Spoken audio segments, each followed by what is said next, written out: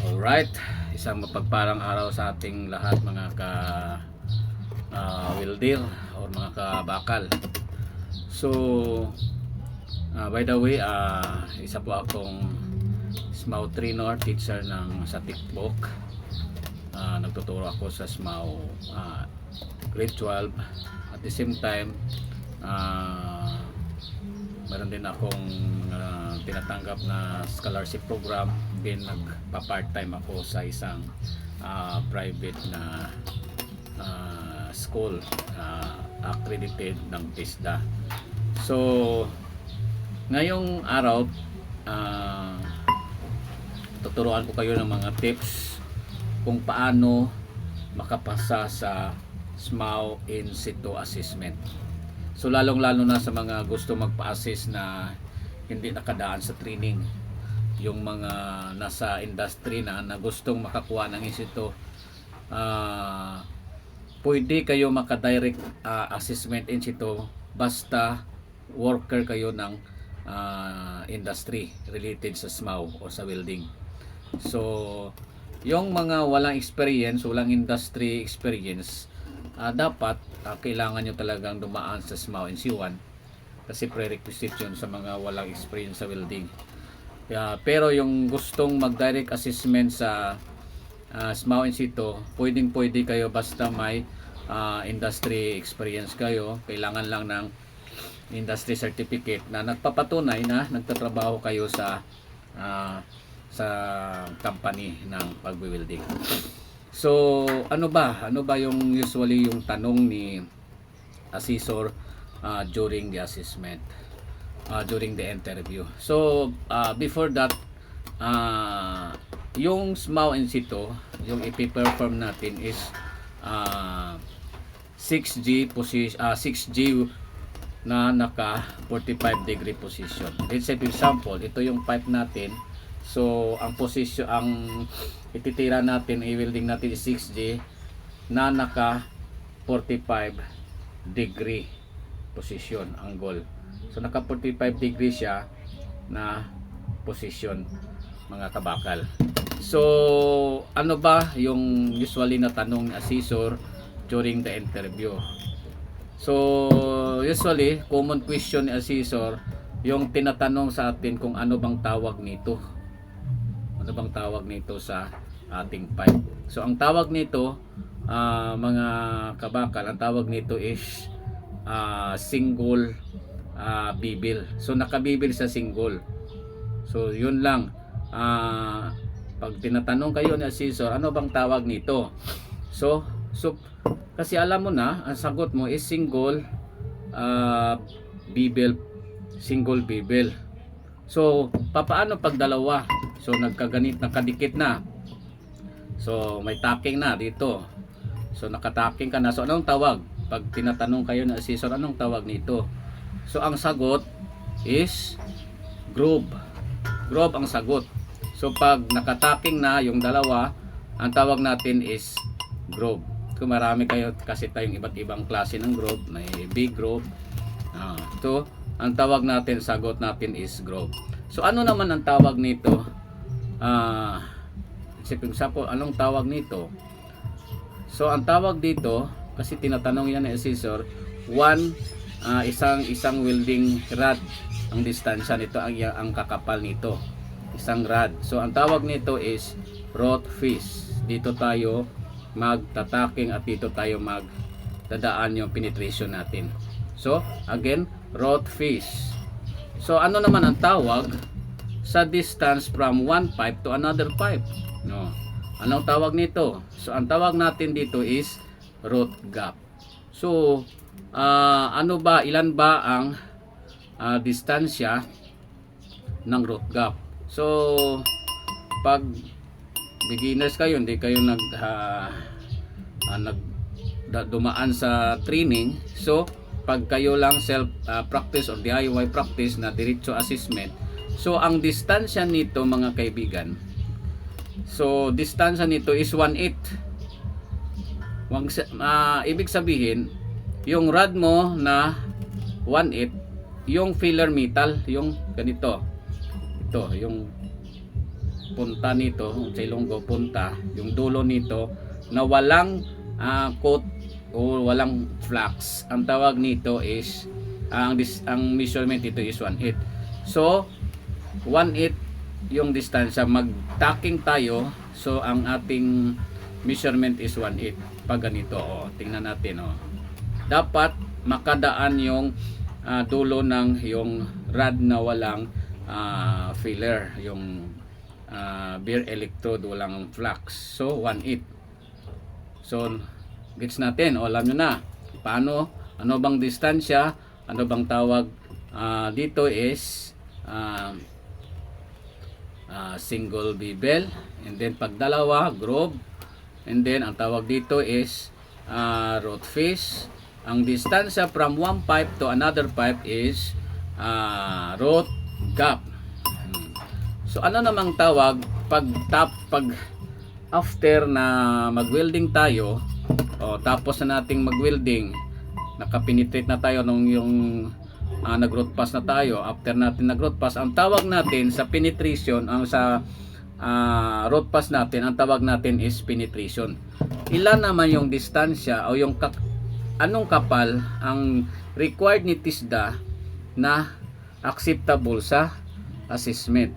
So dito, pag nag-root pass tayo, ang acceptable na kapal ng yung root pass, ang acceptable is 1/8. So 1/8 ang kakapal nito, acceptable ni TISDA.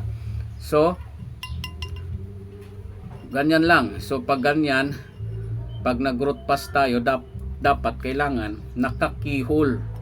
Ibig sabihin may gumagawa kayo ng butas para yung lahat na apoy sa pasok lahat sa loob. Ibig sabihin, pag lahat ng apoy na nakapasok lahat sa loob, ibig sabihin maganda yung root pass natin.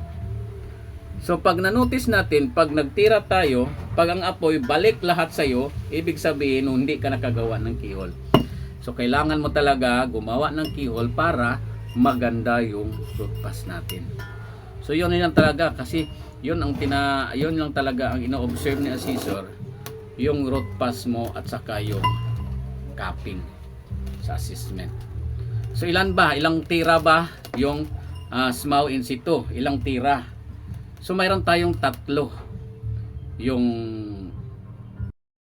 una ay root pass, hot pass or filling pass, and then ang katatlo yung final capping. Groove. So for example, itong groove natin. So naka-root pass na tayo, naka-penetrate na tayo, kailangan mong punuin para sa final capping mo. Final capping kailangan mong punuin. So ang tawag naman natin doon is filling pass. Filling pass na. Until such time pitira mo hindi pa napuno, kailangan mo pang dagdagan ng filling. So ano bang electrode ang ginagamit? Anong electrode ang ginagamit sa SMAW in situ? So sa SMAW in situ, ang ginagamit natin, very common, ang ginagamit natin pang root pass ay 6011. So stick 6011.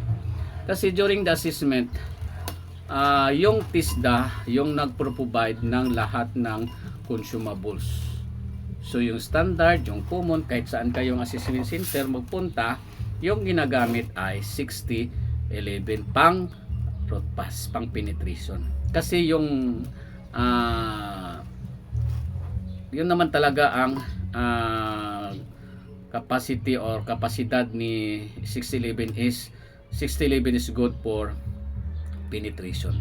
At saka yung ginagamit natin pang filling pass, pang puno ng groove ay 7018. Kasi dalawa lang yung rod inibibigay sa atin ni TISDA during the assessment. Dalawa lang, yung 6011 at saka yung pang filling at saka capping yung 7018. So pag napuno na natin, and then final capping tayo.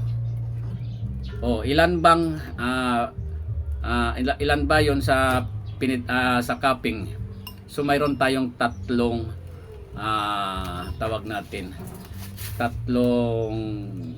bead.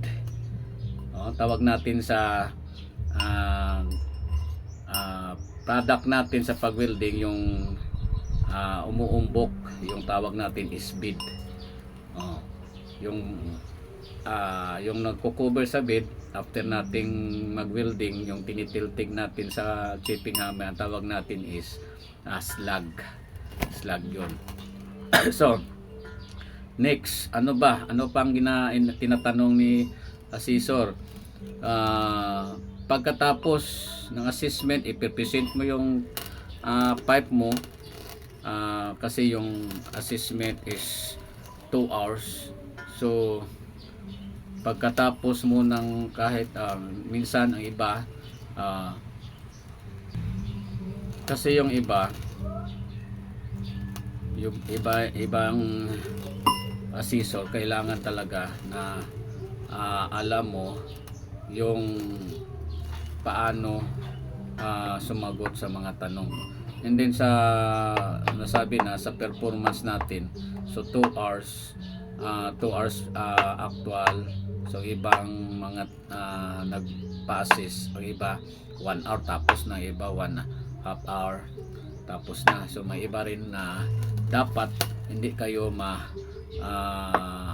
tapos more than 2 hours, kasi pag time na talaga kailangan mo nang tapusin. Kahit hindi pa tapos, kailangan mo nang mag-stop kasi 2 hours lang talaga yung assessment. So yun lang tatandaan natin, yung mga tanong na dapat every time magtanong sa assessor, dapat alam natin. So mayroon akong mga vlog na mga nasa channel ko. Kailangan nyo lang tingnan yung mga channel sa channel ko. Meron akong na-upload na mga video tungkol sa mga tips on how to pass the assessment, yung mga iba't ibang welding defects. Ilalagay ko rin dyan sa description. Tingnan nyo lang sa baba, mayroon akong mga video na ilalagay dyan. I-click nyo lang yung description at saka makita nyo yung iba't ibang mga tutorial kung paano, ano ba ang dapat kailangan nating malaman bago tayo pa-assist. So mayroon dyan mga iba't ibang welding defects, dapat alam natin yung welding defects, at saka yung 5 essentials of welding, yung pinaka-importante. So lalo na sa mga gusto magpa-assist na hindi na dumaan sa training, dito na lang sa nag-DIY na lang. So pag sinunod yung lahat ko na sinasabi, so may chance na makapasa kayo. Yun lang pinaka-importante. So maraming salamat. I hope na may natutunan kayo.